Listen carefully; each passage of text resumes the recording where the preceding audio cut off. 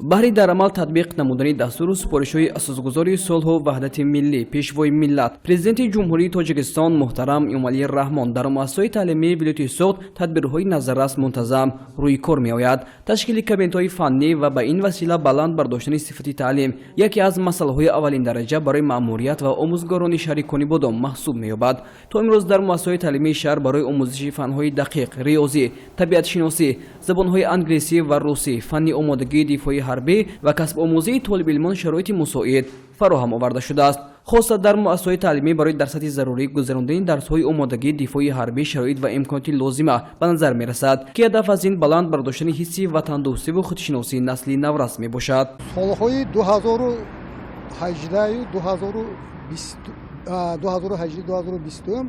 дар шаҳри Конибодом 33 кабинетҳои фаннӣ ба нақша гирифта шудааст ки ҳоло барои иҷро кардани ҳамин кабинетҳои фаннӣ ва ташкил кардани он бо тамоми таҷҳизотҳои ҳозиразамон ва пурра муҷаҳҳаз гардондан аз тарафи раёсати маориф ва директорони мактабҳои дар он ба нақша гирифтаи кабинетҳои фаннӣ ҳоло корҳо идома ёфта шудааст. барои муҷаҳҳаз намудани кабинетҳои фаннӣ дар муассисаҳои таълимии шаҳр баҳри боз ҳам беҳтар намудани сатҳу сифати таълим мақомоти иҷроии ҳокимияти давлатии шаҳр комитаи падару модарон низ саҳми назаррас доранд. муҷаҳҳазгардонии кабинетҳои фаннӣ дар ҳудуди шаҳр минбаъд низ ба нақша гирифта шудааст ва аз ҷониби шӯъбаи маориф дар ин самт баҳри иҷрои пурра корҳои зарури ба анҷом расонида шуда чораҳои саривақтӣ андешида мешавад. дар мактаби рақами 29 3 кабинети фаннӣ ташкил карда шудааст ки бо тамоми асбобҳои лозимӣ пурра таҷҳизонда шудааст ва дар соли 2020 аз тарафи вазорати маорифи ҷумҳурии шаҳри Душанбе бо иқдоми нек дар мактаби рақами 24 бо 3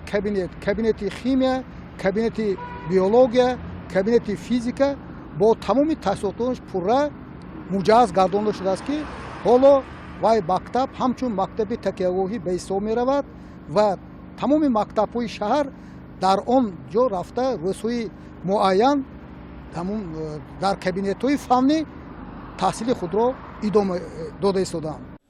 маъмурияти муассисаҳои таҳсилоти миёнаи умумии шаҳри Конибодом барои дар сатҳи зарурӣ доир гардидани дарсҳо кабинетҳои фанниро бо таҷҳизот ва айёнатҳои зарурӣ муҷаҳҳаз намуданд. дар муассисаҳои таълимӣ ҳар як машғулият дар кабинетҳои фаннӣ ва синфкабинетҳо доир гардида толибилмон дар дарсҳои технология ва физикаву химия ба гурӯҳҳо тақсим карда мешаванд.